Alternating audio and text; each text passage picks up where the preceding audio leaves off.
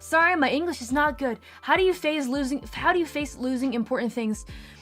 Again, with the really heartfelt questions. Oh my gosh, oh my goodness, oh my gracious me. Did any of you come to my my Minecraft stream this morning? We lost a lot of important things.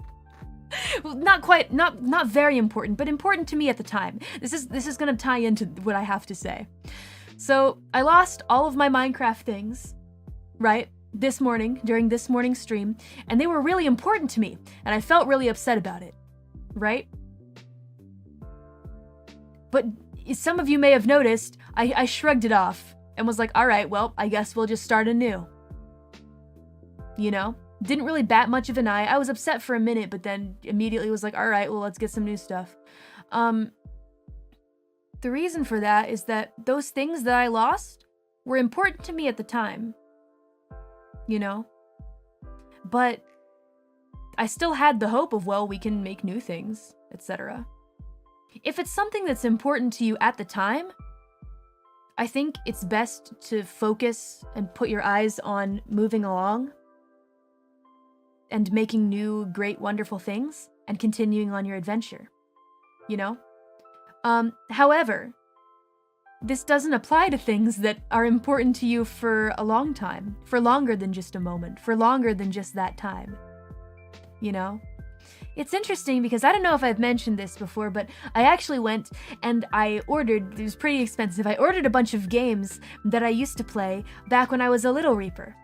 You know, specifically Pokemon games that I used to remember loving, some of my first.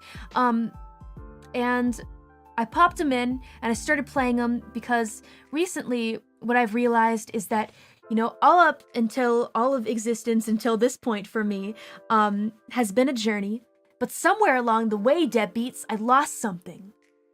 I don't know what it is though. It's weird and I can't help but feel like I lost it. So I went back and I thought, well, let me do something like play games that I used to like and enjoy, and try to enjoy things that I used to enjoy. And playing those games, deadbeats, I didn't have as much fun with them anymore. You know? It's not a bad thing or anything, it's just that kind of proved to me that they were important to me at the time, and that time is kind of over, you know? I'm missing no as it was. It's a good joke. It's not a bad thing, and I still treasure the memories of the happiness that those things brought me at the time. They're not in my life anymore. But you make new things. You find new things that make you happy. You know? And maybe it seems kind of like sad and melancholic at first. But once you accept it and you learn to be happy with it, then it's really not such a sad thing, you know? But when it comes to losing things that you've had for a long time that have had significant importance to you from the beginning to the end, like a person, for example, or maybe something that you really loved doing, a long-time hobby, a long-time passion that you've lost, that's a little more difficult, to be honest. And I don't think I can give you good advice for that kind of stuff, because I actually don't really know how to deal with that either.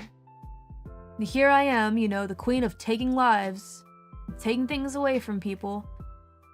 But things still get taken from me too, things that I treasure deeply. I don't really know how to deal with that properly. I don't think a lot of people do. And I think that's because the answer is different for everyone. So yeah. Sorry I couldn't answer it fully, but I hope the first part was helpful to you. Yeah. You're crazy, I heard this. I wonder what the meaning of lazier life for that work is. Kawaii Shinigami at your service. Mark your enemies and I'll show them what hurt is. Merciless, but what else should I be? Said a nice guy get, but that's honesty. A blood price to be